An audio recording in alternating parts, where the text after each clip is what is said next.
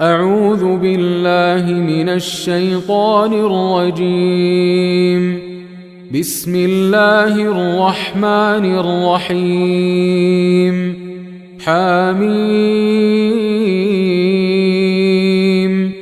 والكتاب المبين. إنا أنزلناه في ليلة مباركة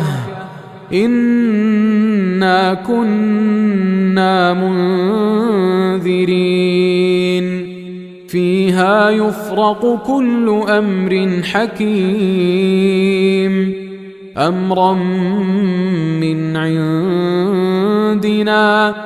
إنا كنا مرسلين رحمة من ربك إنه هو السميع العليم رب السماوات والأرض وما بينهما إن كنتم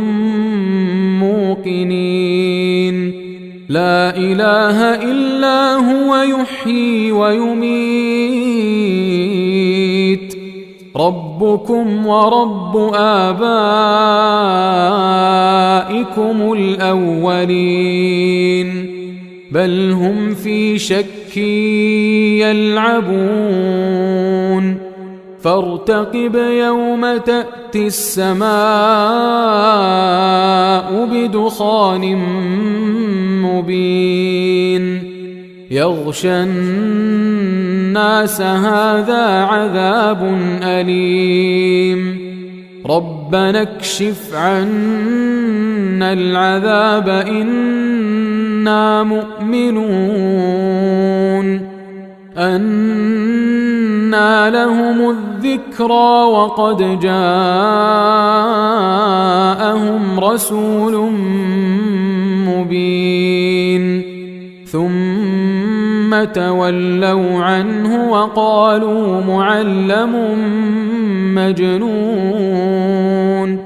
إنا كاشف العذاب قليلا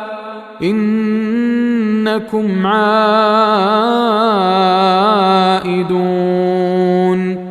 يوم نبطش البطشة الكبرى إنا منتقمون ولقد فتنا قبلهم قوم فرعون وجاءهم رسول كريم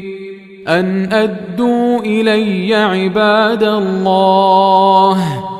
إني لكم رسول أمين وأن لا تعلوا على الله إني آتيكم بسلطان مبين وإني عذت بربي وربكم أن ترجمون وإن لم تؤمنوا لي فاعتزلون فدعا ربه أن هؤلاء قوم مجرمون فأسر بعبادي ليلا إنكم متبعون واترك البحر رهوا إنهم جند مغرقون كم تركوا من جنات وعيون وزروع ومقام كريم ونعمة كانوا فيها فاكهين كذلك وأورثناها قوما آخرين فما بكت عليهم السماء والأرض وما كانوا منظرين ولقد نجينا بني إسرائيل من العذاب المهين من فرعون إنه كان عاليا من المسرفين ولقد اخترناهم على علم على العالمين وآتيناهم من الآيات ما فيه بلاء مبين إن هؤلاء ليقولون إن هي إلا موتتنا الأولى وما نحن بمنشرين فأتوا بآبائنا إن كنتم صادقين أهم خير أم قوم تبع والذين من قبلهم أهلكناهم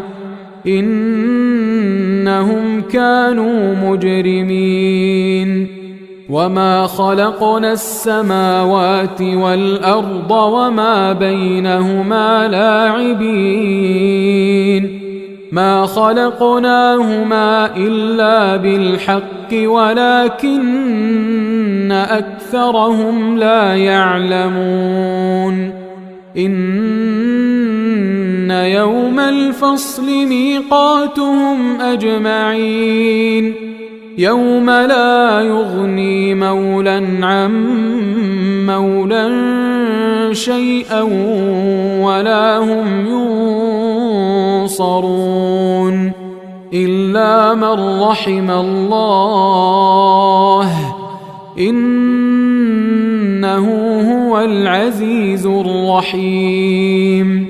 إن شجرة الزقوم